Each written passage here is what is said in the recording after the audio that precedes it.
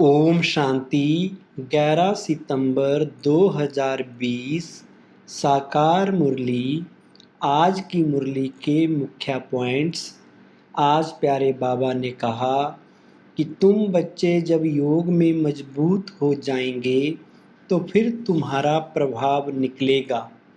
ज्ञान तलवार है, उसमें याद का जौहर भरना है। अभी अर्जुन वो जौहर नहीं है। बाप रोज कहते रहते हैं बच्चे याद की यात्रा में रहने से तुमको ताकत मिलेगी। बाप कहते हैं बच्चे देह सहित देह के सब धर्मों को त्याग मुझे याद करो। अपने को आत्मा समझ बाप को याद करते रहो तो बेड़ा पार हो जाएगा। बाप कहते हैं मैं आता ही हूँ भारत में बच्चों को विश्व का मालिक बनाने। तुम ही मालिक थे ना। बच्चों को स्मृति दिलाते हैं तुम पहले पहले सतयुग में आए, फिर पाठ बजाते 84 जन्म भोग, अब पिछाड़ी में आ गए हो। बाप आते ही तब हैं जब सब आत्माओं पर कट लगी हुई है। जैसे सोने में खाद पड़ती है ना। तुम पहले सच्चा सोना थे, फिर चांदी तांबा लोहा पड़कर तुम बिल्कुल काले हो गए हो। अब बाप कहते हैं गृहस्थ व्यवहार में रहते कमल फूल समान बनो और मुझे याद करते रहो। कहते हैं बाबा हंस और बगुले इकट्ठे कैसे रह सकते हैं। खिटखिट होती है सो तो जरूर होगा, सहन करना पड़ेगा। इस समय तुम्हारी चढ़ती कला होती है क्योंकि बाप साथ है ना। ईश्वर जिसको मनुष्य सर्वव्यापी कह देते हैं वह बाबा मीठे मीठे बच्चे कहते रहते हैं और बच्चे फिर बाबा बाबा कहते रहते हैं। लक्ष्मी नारायण का चित्र बनाते हो, ऊपर में लिख दो सतयुग में जब इन्हों का राज्य था तो one God one deity religion था। परंतु मनुष्य कुछ समझते नहीं हैं, अटेंशन नहीं देते। अटेंशन उनका जाएगा जो हमारे ब्राह्मण कुल का होगा और कोई नहीं समझेंगे। इसलिए बाबा कहते हैं अलग अलग बिठाओ फिर समझाओ। फार्म भराओ तो मालूम पड़ेगा क्योंकि कोई किसको मानने वाला होगा, कोई किसको। सबको इकट्ठा कैसे समझाएंगे। अपनी अपनी बात सुनाने लग पड़ेंगे।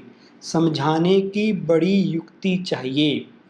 आज की मुरली का सार है मीठे बच्चे, ये ड्रामा का खेल एक्यूरेट चल रहा है। जिसका जो पार्ट जिस घड़ी होना चाहिए वही रिपीट हो रहा है। या बात यथार्थ रीति समझना है। प्रश्न है तुम बच्चों का प्रभाव कब निकलेगा। अभी तक किस शक्ति की कमी है। उत्तर जब योग में मजबूत होंगे तब प्रभाव निकलेगा।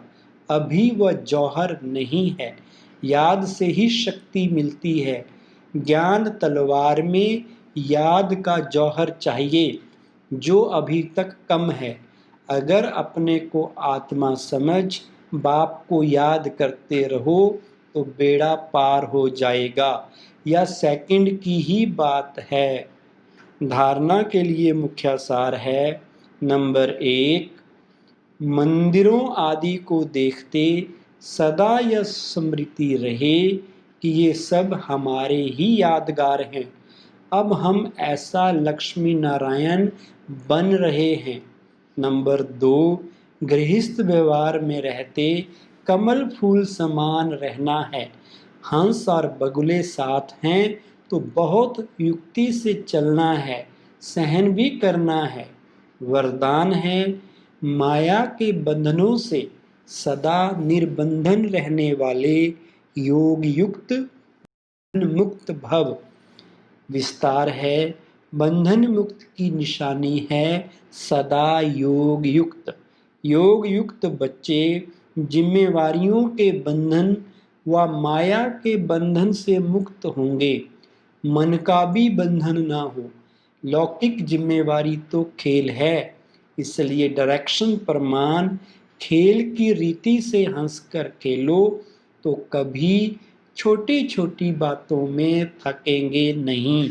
अगर बंधन समझते हो तो तंग होते हो, क्या क्यों का प्रश्न उठता है। लेकिन जिम्मेवार बाप है, आप निमित्त हो।